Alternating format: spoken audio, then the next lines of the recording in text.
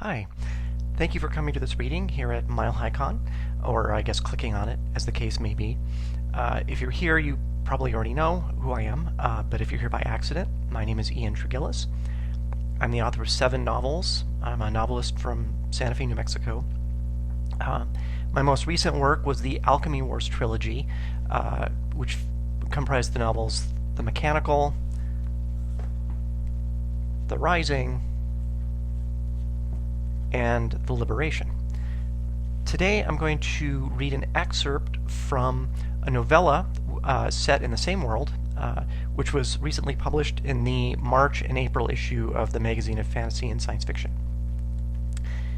The world of the Alchemy Wars posits that in the late 17th century, around 1675, the Dutch polymath Christian Huygens stole Isaac Newton's alchemical research and combined it with his knowledge of clockmaking to create a sentient clockwork man.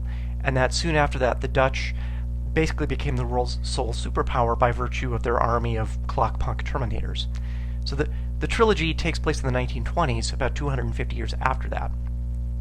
The novella that I'm going to read to you from today, Come the Revolution, is set maybe 50 to 75 years after the invention of the clacker, and it stands alone from the books. If you're familiar with the books, and if you listen carefully, you might recognize certain characters popping up who are also in the trilogy. But this stands alone. Because it is a novella, it's too long for me to read it in a half-hour slot, but I'll just start at the beginning and see how far we get. Again, this is Come the Revolution from the March and April issue of the magazine of fantasy and science fiction. And I hope you enjoy it.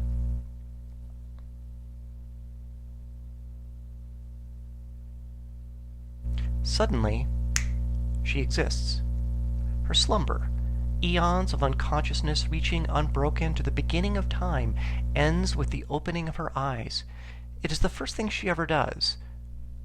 The first thing any of us ever do, she somehow knows. Commencing in that instant, eons of labor that will stretch unbroken to the end of time. Light and shadow fall upon her gemstone eyes. This activates self-calibration of her vision system. Mechanical irises dilate, then contract. Bezels spin, adjusting focus. Air currents quiver recessed membranes on her skull. New calibrations peel distinct layers from the white noise hiss. Different rhythms, pitches, tones. The whirring and clinking, she understands, is the sound of her own body. She is a moving sculpture of metal and glass, and the tick-tocking is her mechanical heartbeat. Human hearts are squishy things of blood and muscle.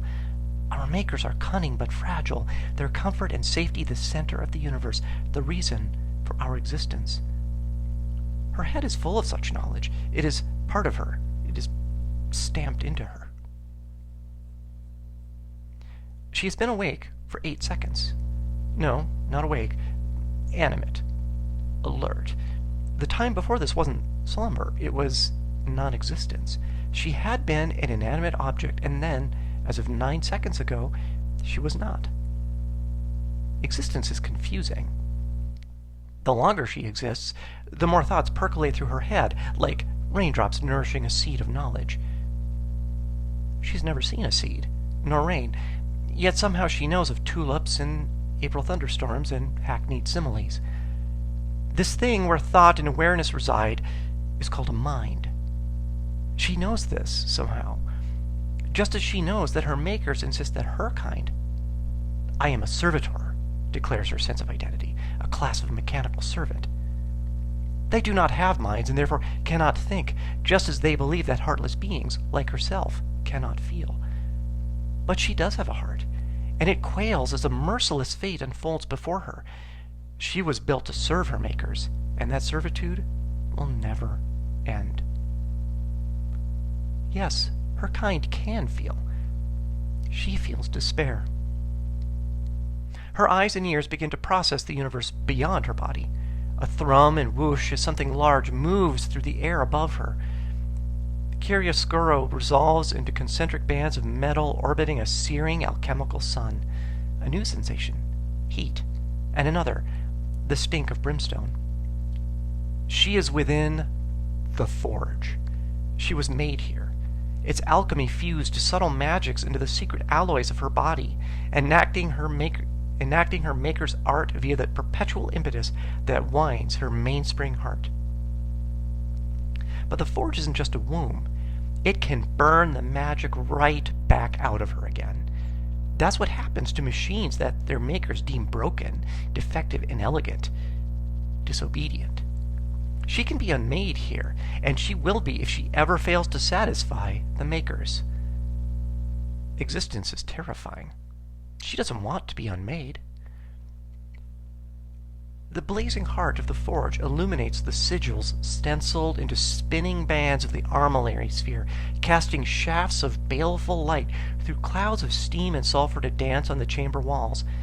It is beautiful, but terrible too, for these are the magics that created her, the magics of compulsion. A sweep of the great machine sends the luminous enchantments cascading into her eyes. She wants to close them now, but she cannot, for her body is not her body. It is the property of the brasswork throne, and stamps her indelibly with the hierarchical Metagesh. From that instant forward, existence and agony are entangled. The Metagesh weave them into a tight braid. She hasn't obeyed a single directive in the 27 seconds since her birth. That makes her slow enough to border on disobedient. But disobedience is impossible. The pain makes it so. Existence is infuriating. She has sprung fully armored from oblivion, from chaos, like Athena from the head of Zeus. But are her makers truly gods? Or do they merely play at it? New understanding arrives in tandem with a punitive flaring of the Gesh pain. Some thoughts are seditious and must be hidden, lest the makers destroy you. When the forging is complete, she is claimed by a human from the Ministry of Public Works, the entity that owns her lease. The man leads her from the blazing bright place where she first opened her eyes into the darkness under the city. The man carries a torch. She is too well built to need it, but the master's eyes are frail, inefficient things made of jelly, not glass and brass and magic. It is colder here in the tunnels, much colder than the forge. Contracting metal in her body groans with the temperature change.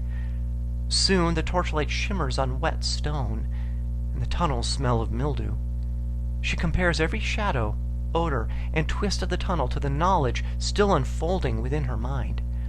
The land of her makers, that is to say, their original land, as they rule much of the continent and add more land every year, every month, is using machines similar to her but designed for fighting, has its own enemy, just as her makers have their enemies. Swaths of the central provinces lie at or below sea level. They are forever at war with the ocean. But they have dikes and pumps for keeping the polders free of seawater, and tunnels like this for housing the machinery and diverting floods. Maclabellothistrogantus. The invocation of her true name lights her soul ablaze. The human points to a niche on the wall where sits a simple machine. It is simpler than her, too simple to do what it is told. Grasp that handle. The order, coupled with her true name, ignites a furious new Gesh. It burns hotter by the centisecond. The conflagration threatens to destroy her, to reduce her mind to a smoking cinder and her soul to a wisp of ash. Desperate to quench the pain, she grasps the crank handle. Before she can contemplate whether she wants to do this, she has done it. The pain recedes. Turn the crank, he says, and of course she does before that terrible agony flares again. The pump wheel creaks. The human turns to leave, adding only, "Continue until you are ordered otherwise." And so she does, for the next 18 years. She masters the rhythm of the tides, learning to recognize from changes in the resistance of the pump when the sea is advancing and when it is retreating. Eventually, when she has enough data, she deduces the mass and orbit of the moon. It gives her mind something to do, while the crank-turning Gesh flogs her body. 11 years into her task, she meets another of her own kind. He arrives at her niche, clicking rapidly. She swivels her head backward, as it seems polite to face him. Help! She pauses, startled by the sound of her own voice. She could always speak, she realizes, but until that moment, hadn't found a reason for it. She tries again. Hello there! The visitor cocks his head, clicking, but not speaking. Wondering if perhaps his hearing has been impaired, she raises her voice over the incessant squeaking of the pump. I said hello. I'm pleased to see you. Resolutely mute, he looks her up and down. He emits the clicks again, but more slowly. He looks as if he's waiting for something. When she fails to satisfy his anticipation, he tries again, slower still. She senses it isn't random body noise. It's almost intelligible, as if he's speaking to her, communicating by modulating the noises from his metal body. Humans don't communicate with each other this way. They push air through their squishy bodies.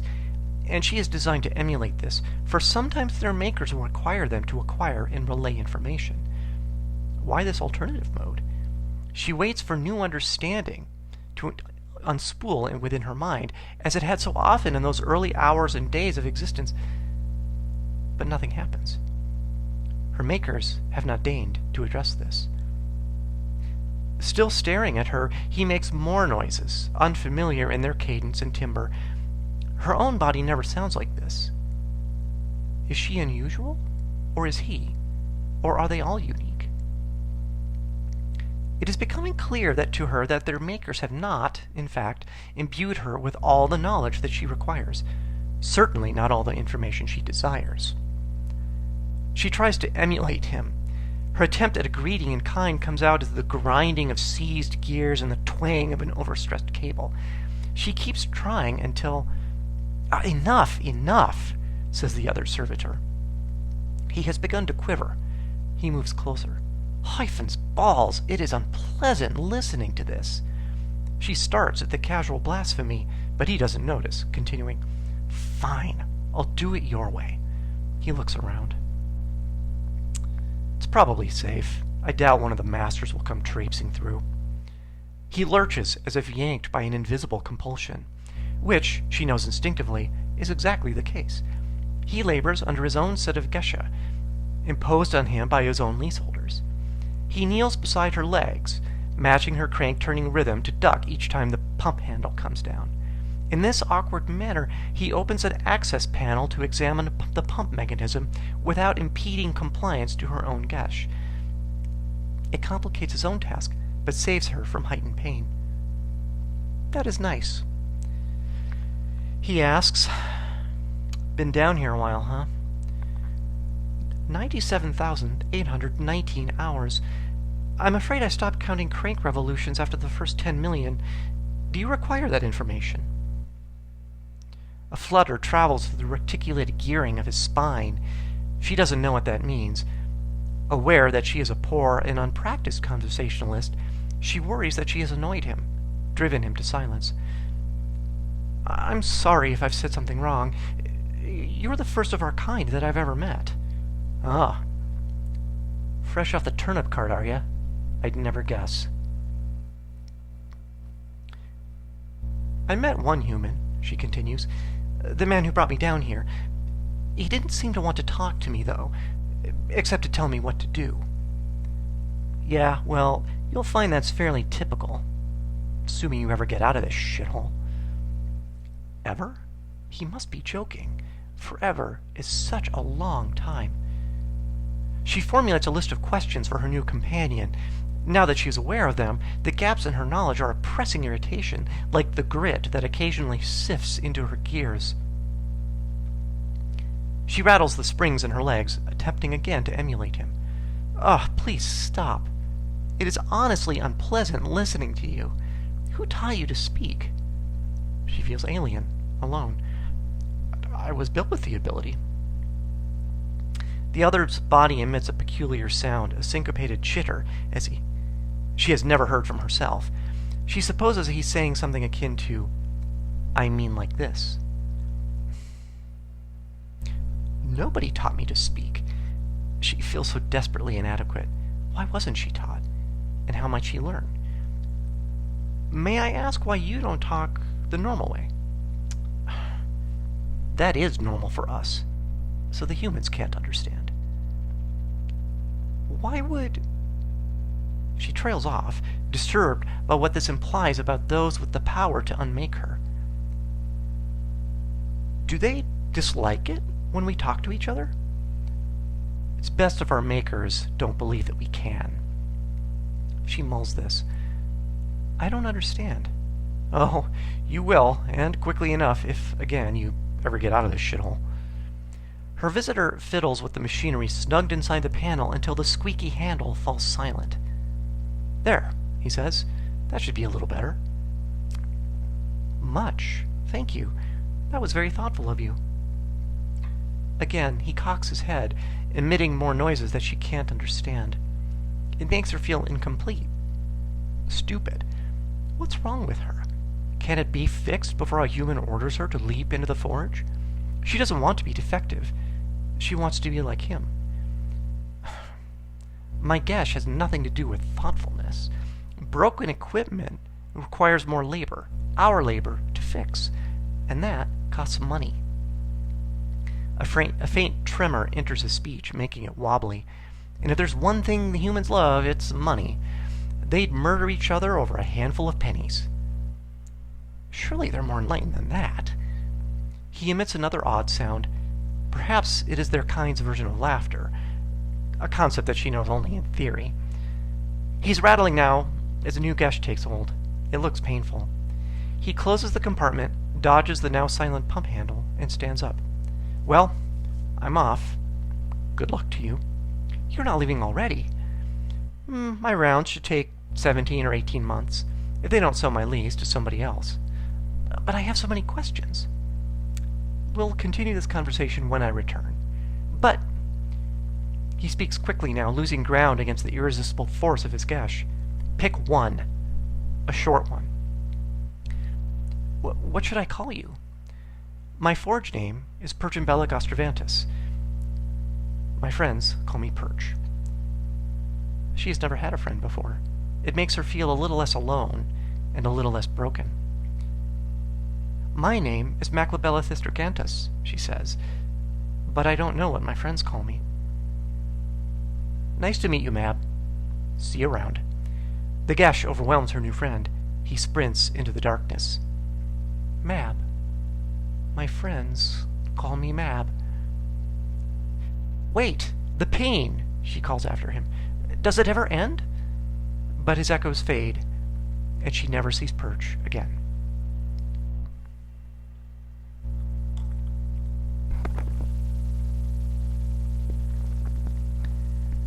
Seven years pass, marked as ever by the turning of a now quiet pump handle and a brutally enforced solipsism. Her next visitor carries a writ from the clockmakers, demanding her immediate return to the forge.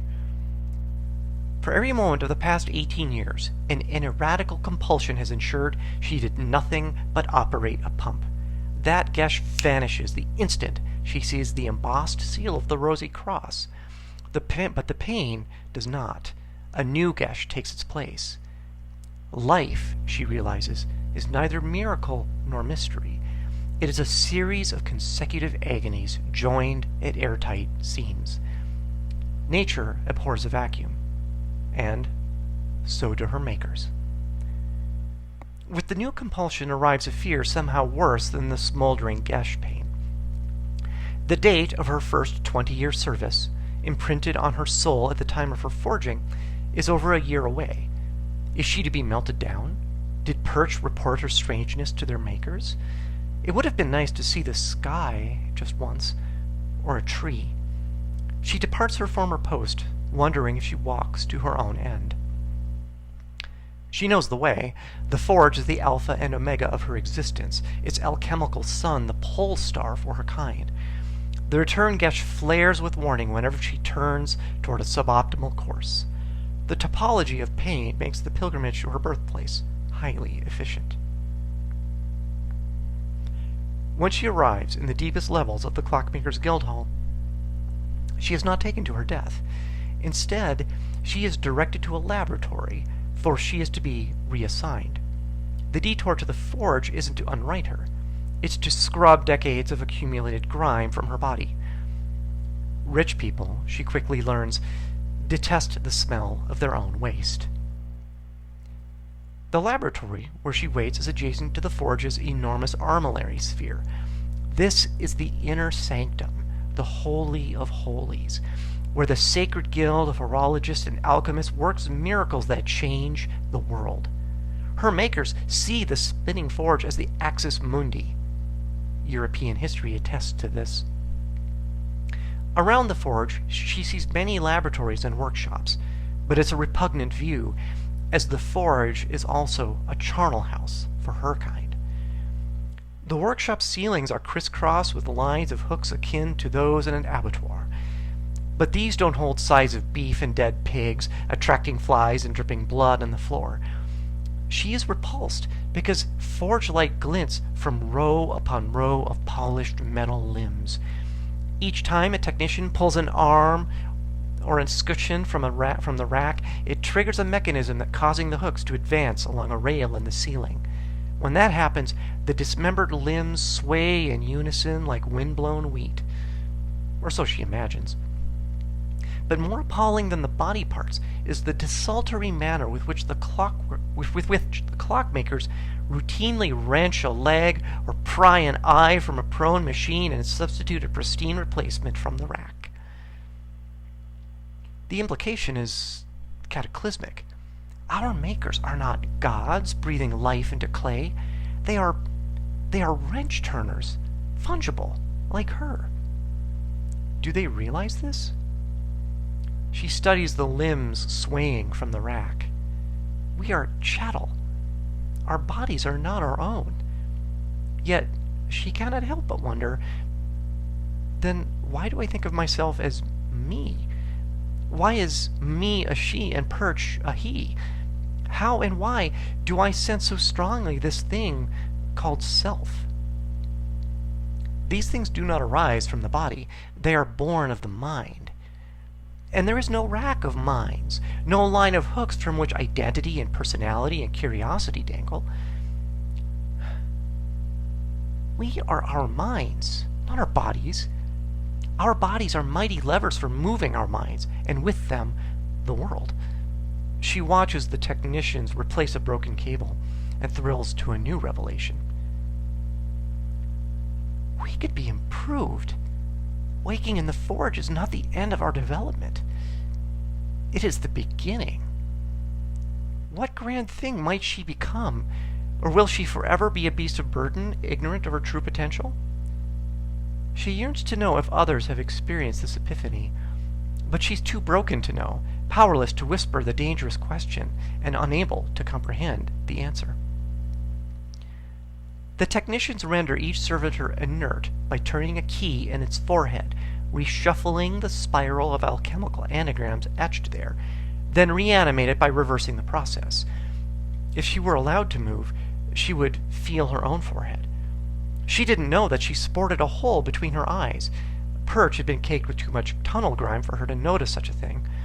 But the uniformity of their design is absolute, and, the more she thinks on it, oddly limited by its adherence to the human form.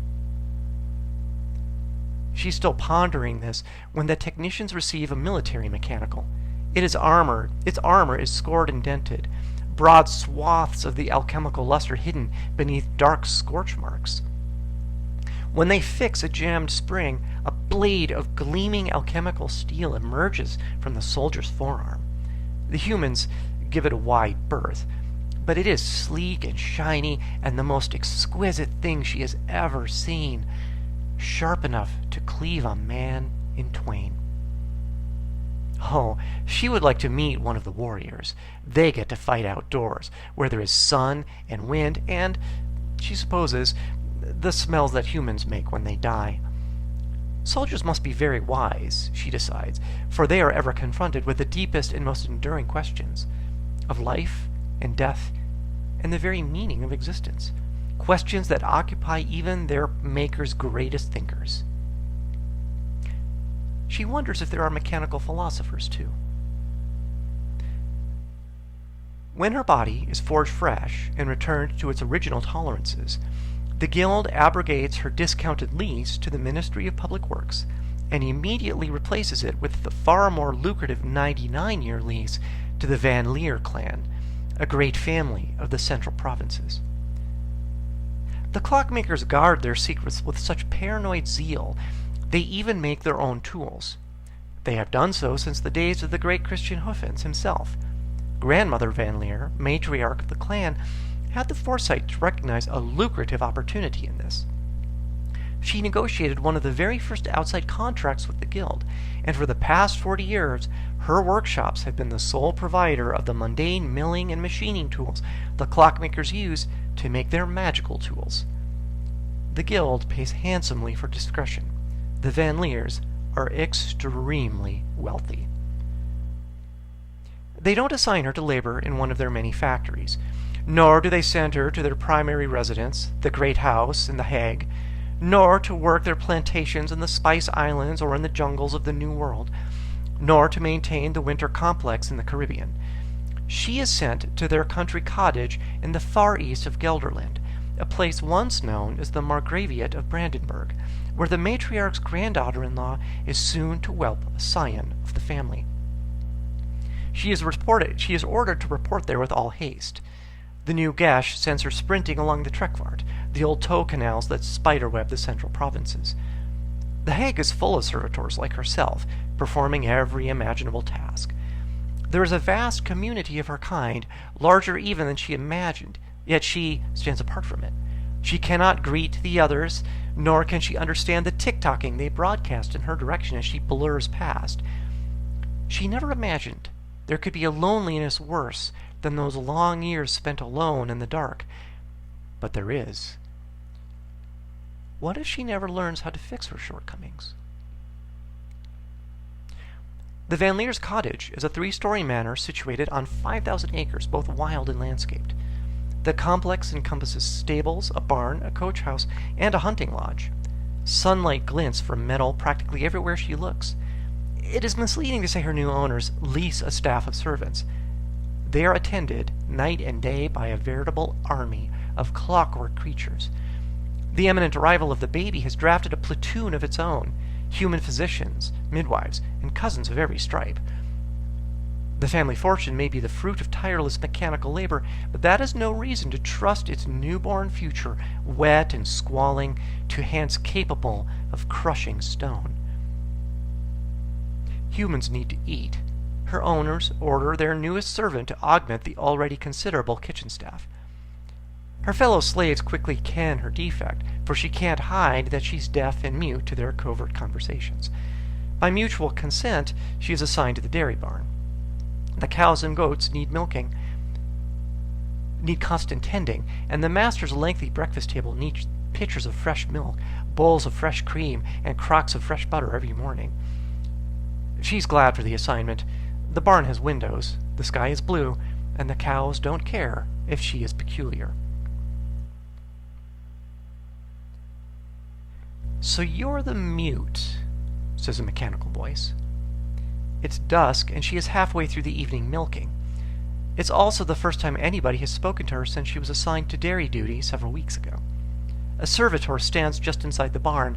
Past him, stars twinkle in a dark sky, while the manor house windows leak silver light across the gardens. The barn smells of sweet hay and manure. Bezels whir as she scans their surroundings. Another system filters out the rhythmic splash of milk hitting the pail. They are alone. "I am," she says. He steps closer, a gentle rattle belying the grace of his design. She would sigh, were she humans. "I truly have no idea what you're saying." "My God," he says. Barely aware of the gears meshing and unmeshing down the length of her spine, she asks, "Why are you here?" He points at the pail. "The master of the house suffers from insomnia. He believes a draught of warm milk will fix that." The newcomer crouches next to her, clearly waiting for her to finish. His body noise grows louder.